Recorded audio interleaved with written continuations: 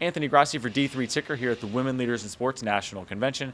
Happy to sit down for another small college conversation with Stephanie Dutton, the commissioner of the United East Conference. Stephanie, thank you for joining me. Thanks for having me. Great to see you again. So we sat down about 2 years ago, Almost. right after the merger was announced between the United East and the CSAC. How have the last 2 years been?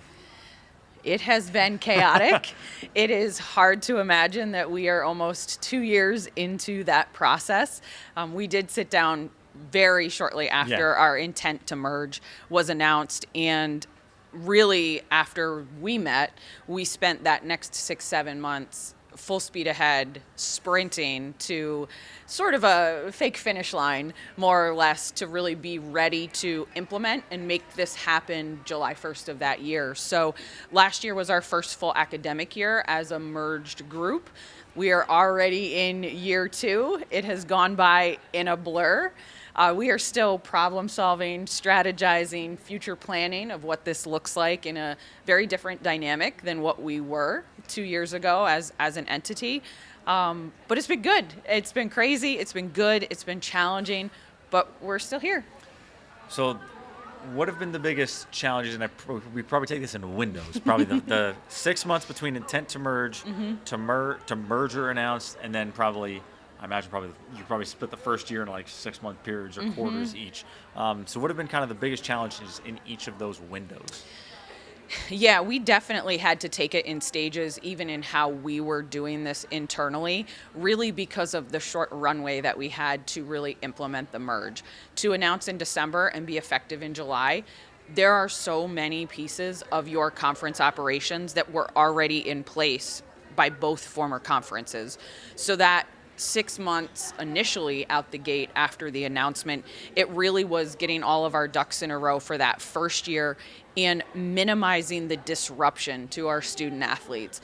And so what that meant was creating temporary divisional structure that really, even though the divisions weren't balanced, it allowed our 2 former conferences to sort of still function with schedules and some operational processes that were already in place without sort of upsetting the apple cart, for lack of a better term, simply because of the time that we had, that accelerated timeline. So really making the adjustments we needed to be one entity, but functioning in temporary divisions was really sort of everything we had to do in those first 6 months. Add on top of that just the behind the scenes stuff that you don't see behind the curtains of 2 501c3 nonprofit organizations coming together as one, personnel, finances, all the non-glittery stuff that needs to be taken care of. That was really the imperative task when we announced our merger. And then in the last year, we almost had to do that planning process a second time, because then we had to really think about what did we want our conference to look like now that we were merged. And so year 1, we were together, but sort of separate in divisions. And this is really our first year coming together as one collective conference. We do not have a division structure this year, so we had to rebuild a new structure to put in place for year 2. So that was really what has made the last 18 months fly by in kind of going through that process twice almost to really get us to where we are today. How similar were the 2 processes? Like, did you have a checklist, like, here's all the things we need to get done to officially merge by July 1, and then on July 2nd, you kind of start over from the top of the list and, all right, let's run through these, but think longer term than we need to check all these boxes and get everything done? Absolutely. But that list did not exist. There was no friend that I had that could send me a cheat sheet and say, here are the things you need to do to merge these 2 entities. So I was absolutely building the airplane while it was flying in the air at all times, and still am some days, and have a 25-page working document of everything we would work on each week as a small group of ADs that worked with me in implementing our merger. And so every week I would add to that document, here are the things we need to tackle, here's what's next up, here's what we just completed. someday I probably should sell that document and clean it up, but that was how we got through that, because there was no handbook. There was no manual to do this, and we really had to sort of think about what we do day to day as a conference and then adjust what do we need to do to be successful post-merger for all these things to happen. I was going to say the merger playbook is an interesting concept. I think we mentioned that, you mentioned that last time, that you were going to put all these kind of learnings and processes into a format that somebody else could follow. Yeah. I'm curious, since the last time we sat down, has there been any interest from somebody to say, hey, how have you done this? And maybe an exploratory of like, hey, we might think about doing this, but we want to be aware of the challenges that you went through, because it's clearly a lot. Yeah, I think it's not uncommon that I've had, whether it be a preliminary phone call or just a informal conversation at an event like this, of maybe it's not an organization that's ready to execute a move like this, but someone who understands that the landscape is evolving. It is very volatile right now, in some ways positive, in some ways negative. And understanding that as an organization and an athletic conference that tried to do something a bit more unconventional to address that volatility, wanting to pick my brain of, how did that work, and how did your institutions respond, and what were curveballs that you didn't anticipate that smacked you in the face, and how did you get through those? So not necessarily specific to, we want to merge, tell me how you did that, but of, we need to think outside the box. What are some things you would ask me to think about or I should be aware of? So that's been really great. I think we wanted to be a little bit of a leader in this space as a conference, of doing something a different way than gaining a school, losing a school, gaining a school, losing a school. So I'm certainly open to those conversations and happy to share whatever is floating around in my brain post-merger, or even as we still move through that. How are you, you mentioned that volatility, positive and negative. How do you think about what maybe the most volatile elements are, I guess, on either side, and what the United East's positioning is within all of that volatility? Like, is it whether obviously the key one is the changes in membership, where you mentioned that basic give and take, where you're plus minus one every few years to try to keep the number the same. What are some of the other volatile elements maybe that this merger helps solve? Yeah, I think there are some things as an athletic conference that are so outside of our sphere of control.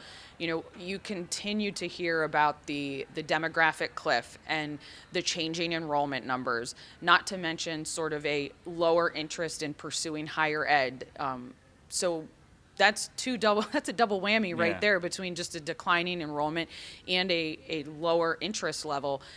But as a conference commissioner in the athletic space, both of those things are so outside my sphere of control. They exist, and they're things that impact what we do and how we function, but I don't have the ability to move the levers there. So knowing that those are two huge bubbling factors that impact our institutions, for us, by gaining in numbers in our institutions, it has given us a proverbial cushion of, if we do have an institution that suffers a closure, that our student athletes and their athletic experience and potentially their NCAA championship opportunities are not impacted by those things that we potentially can't control. And so that's really important to us. Now, there are still sports sponsorship challenges with some of our institutions. We didn't wake up and we don't live in a dream world and all of our problems are solved. But knowing that we don't go to sleep every night saying, I'm at 7 institutions, and if I lose one, I'm no longer a multi-sport conference anymore. So it's taken some of those pressures, knowing there's external factors here that are playing into what we do, and released some of the pressure valve. There's still pressure, but it's released some of that pressure. And I think in the last decade or so, I think 10, 12 years ago, you saw conferences really breaking off into smaller conferences. They wanted to increase sort of that access ratio or potential to the AQ and the NCAA tournament. And now you start to feel, oh, if I'm 8 or I'm 9 schools and I have someone who drops a merger or an acquisition or a closure announcement, I'm now scrambling. And so I think you're starting to see a little bit of a ticking trend going back to conferences of a larger size. Division III is for very different reasons than Division I, Right. expansion or growth. But it'll be interesting to see if that trend continues or if we level out at some point. But I do think you're starting to see conferences try to be a bit more flush in numbers. Do you think that that is where it's going? Do you think that the trend will continue, that maybe school conferences are going to try to keep build themselves that cushion as much as they can, which, I mean, there's only so many D3 schools. And, from your position, is there a way that you can advocate for change that will help broadly, whether for your conference specifically or for the division at large? Kind of the thing that comes to mind is the proposal to change the number of core members to have that AQ status, drop that down. Are there elements like that where you as a commissioner can kind of take a leadership perspective, even though there's a ton that's outside of your control, where you can kind of take some of, I guess, the ownership back? Yeah. So we as a conference are very interested in pursuing future legislation, or at least bringing it to the table, so to speak, about potentially giving conferences an opportunity to have access to more than one AQ based on the number of members that they have. That will be popular to some and very unpopular to others, and recognizing that. But for what is happening at our college campuses now is our presidents and chancellors, who are having to make some really important business decisions about the long-term sustainability and viability of their institutions, are unable to make decisions solely based on chasing AQs. And so knowing that if we can create some sort of stability of saying, what if, I'm very much pipe dreaming here, I do not mean to scare anybody or say this is happening, but what if there were to be a very large mega conference of 20 to 21 institutions at the Division III level? That may be for the viability and sustainability of their life as an athletic conference and those institutions, but that significantly negatively impacts the student athletes, because now you have a 1 in 20 opportunity to reach the tournament.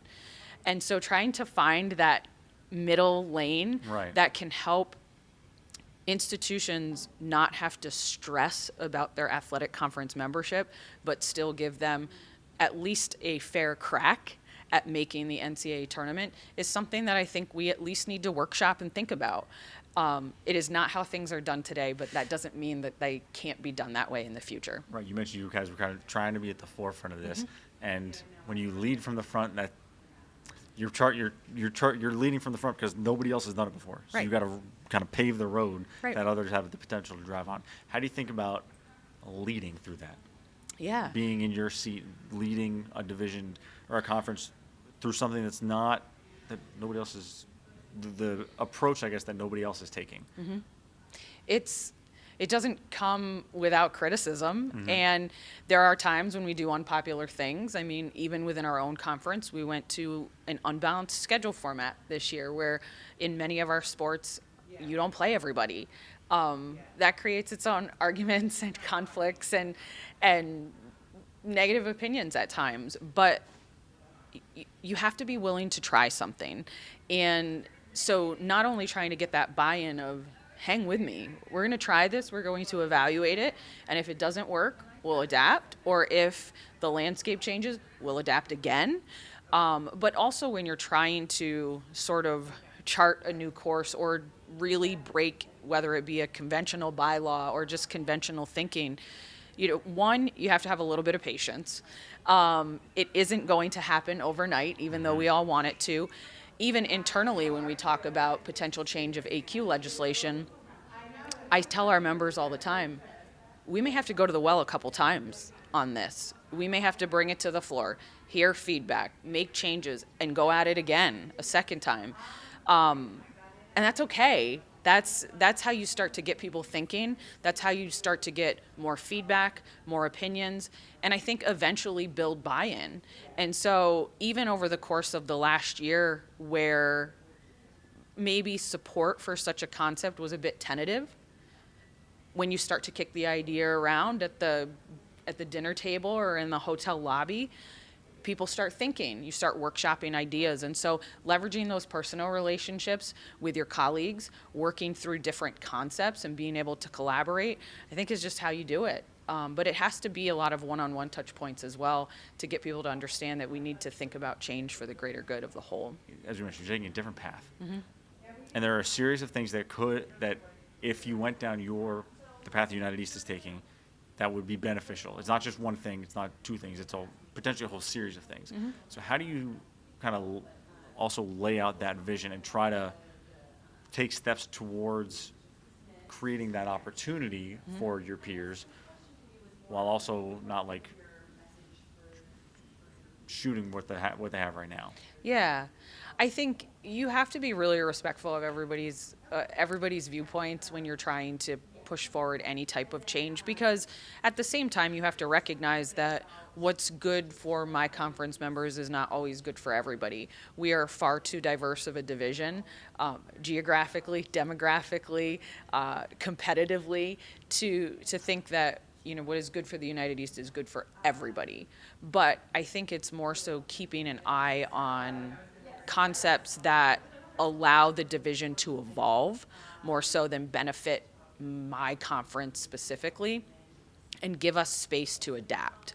That's really how I approach certain concepts or ideas and share that with others of, hey, I don't know if this is good entirely for the United East, but is this good for the evolution of where we're headed as a division, as college athletics in general? And I think that's sort of how you have to frame it and think about it, and even present it to others, to sometimes get people to step outside themselves.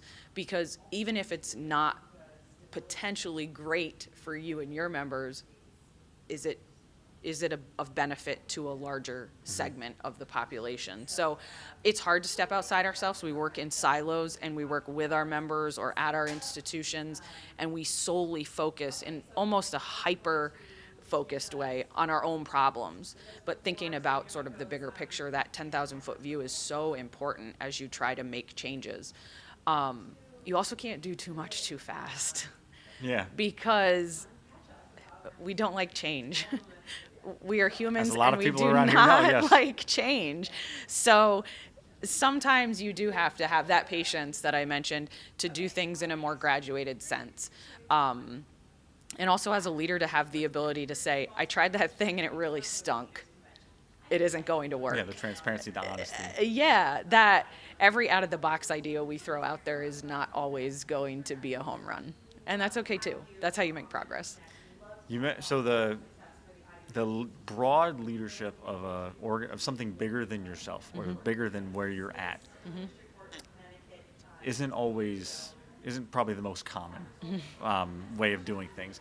So I'm curious what through your career, be it at the United East, at the NEAC before the United East, any stop before that helped you develop that process of thinking?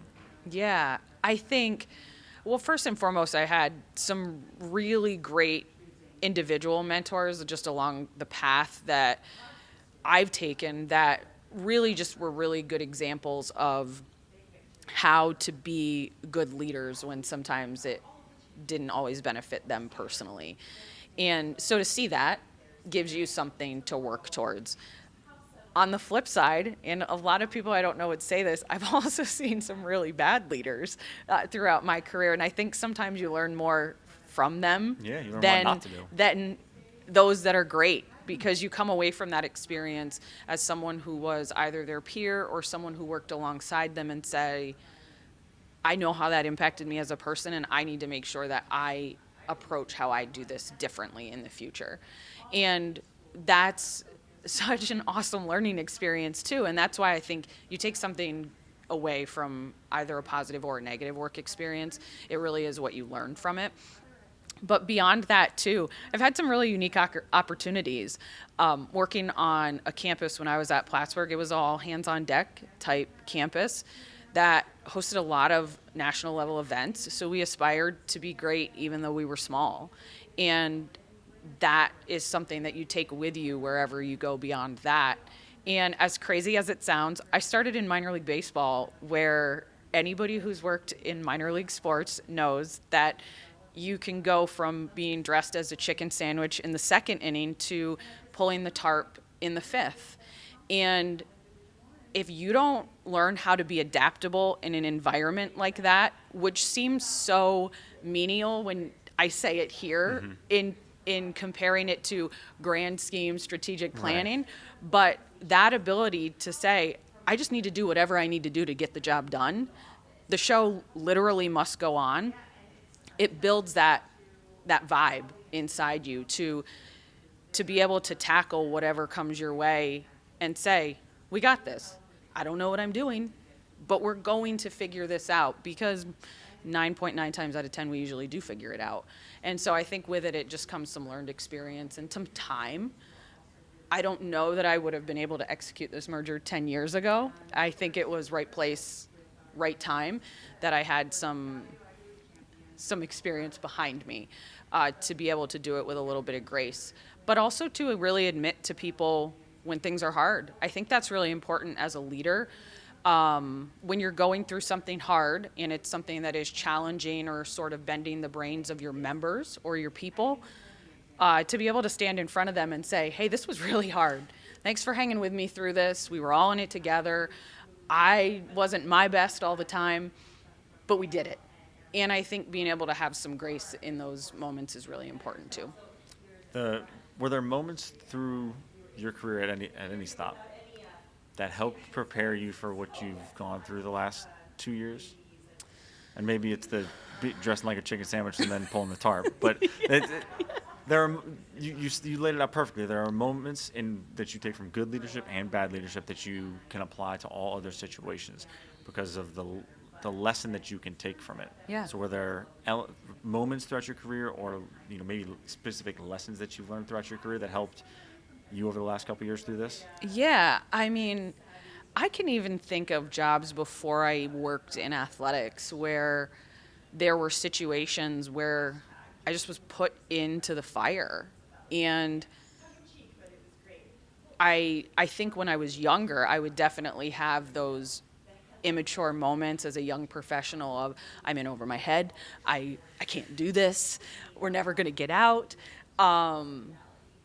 But then when you have that lived experience to get to the other side and say, okay, but we did it. We did it. And learning through those experiences, whether it was, and this is silly, and listeners probably don't even need to know this, but, I was a summer camp head cook when I was younger, and I couldn't cook a Pop-Tart, Anthony, but somehow made it through that summer feeding people. And I think when you have enough experiences like that behind you of, I didn't know what I was doing, but I figured it out, and hey, look, it turned out okay.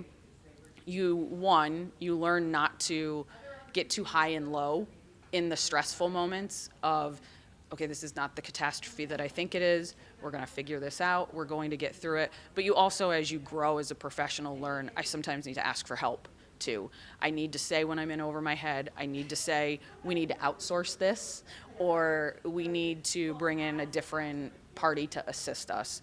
And so that's where I've gotten better as I've gotten older, not feeling like I need to solve all of the problems of the world alone, but getting better at recognizing we need help in this area, or we can do this, and just kind of keeping people together in those moments. I'm interested in that last part you said about, at your development as a leader, being allowing yourself to basically ask for help. And as someone who, I imagine, prides themselves on being able to figure it out, Yeah. that can be very challenging. Yeah. What was that first the first moment that you can think back to of where you did that? Because I can, as somebody who shares kind of some lived experience there of being able to priding themselves on figuring it out, and needing to be able to hand things off because it's what's best for you, your organization, and kind of the company as a whole. Yeah. To walk me through that first moment where you said, all right, I need help with this because it's, and what kind of maybe the conversation it was with whomever you had it with. Yeah.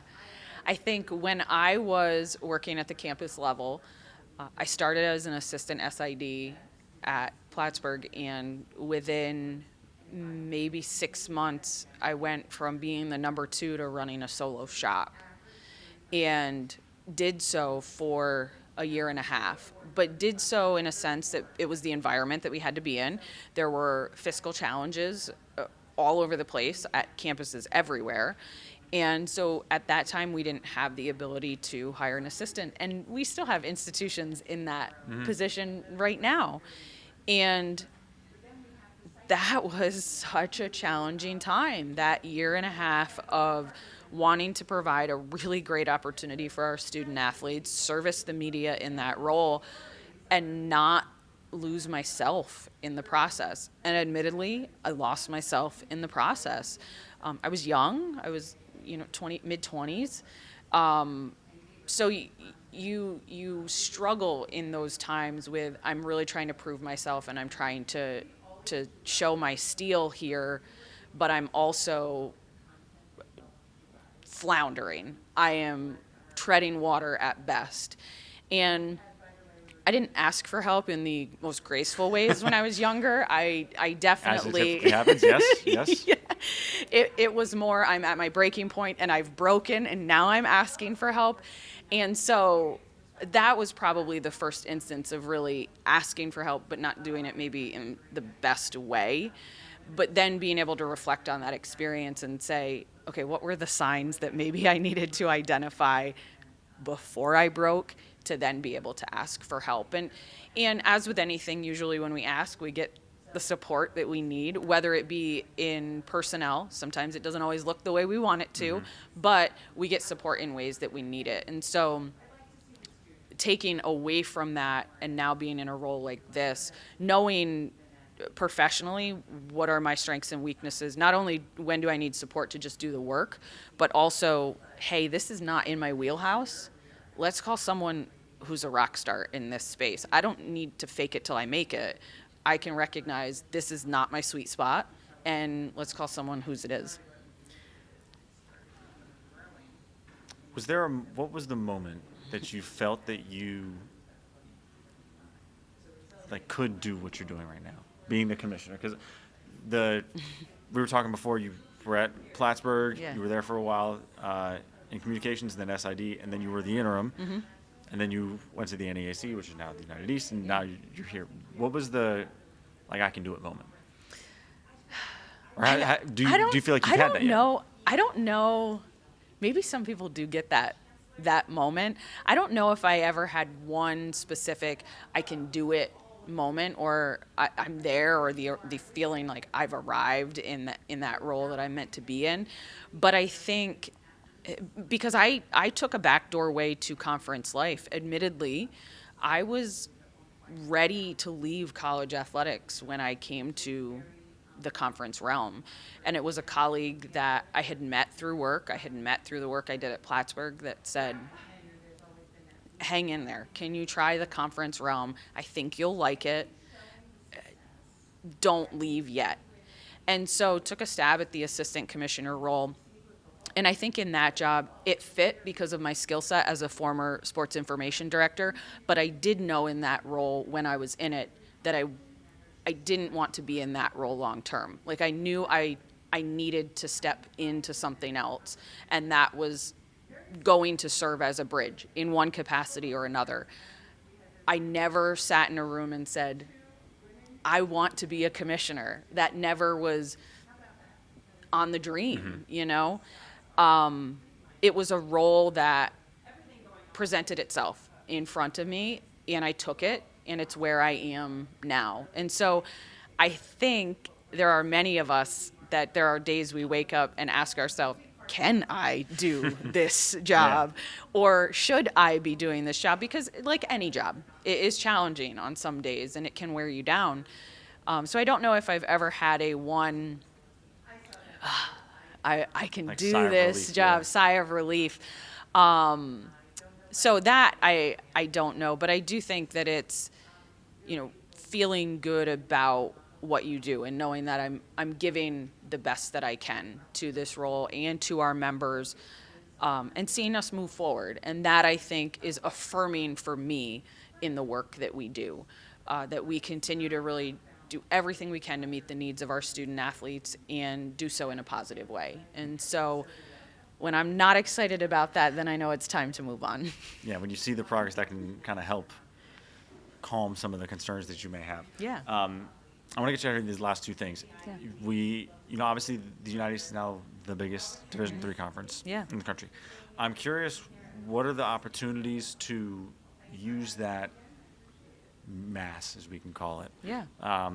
for business opportunities, for new revenue, for advocating for change, et cetera? Yeah, I think that's really one of the next bullet points on our to-do list as a conference is, now that we've established sort of who we are and we know we are charting our path forward as a collective group of 17, as we are today, knowing that number can change, what are those opportunities for us? And whether it is being a leader in the space of legislation, of change in how we operate, and also, as you mentioned, exploring revenue opportunities. That is something that we want to do, particularly for our championships, because we know we have such a geographic spread going from northeastern Pennsylvania and New Jersey, spreading down to coastal Maryland. That is a huge swath of the mid-Atlantic. And so how can we promote ourselves? Where can we put ourselves that is a benefit to our communities, but also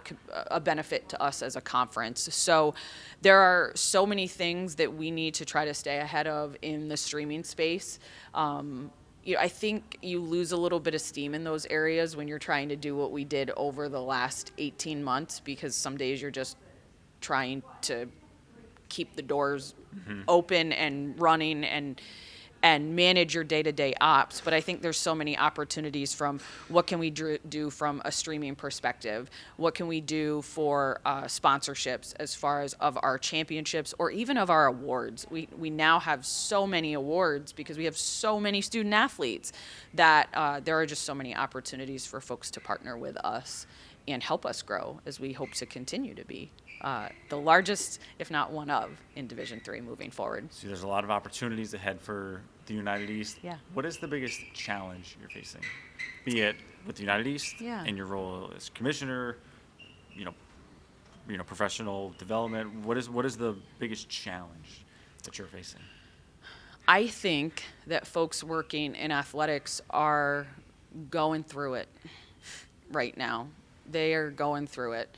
You wake up every day and there is something new in the news cycle that is impacting collegiate sports.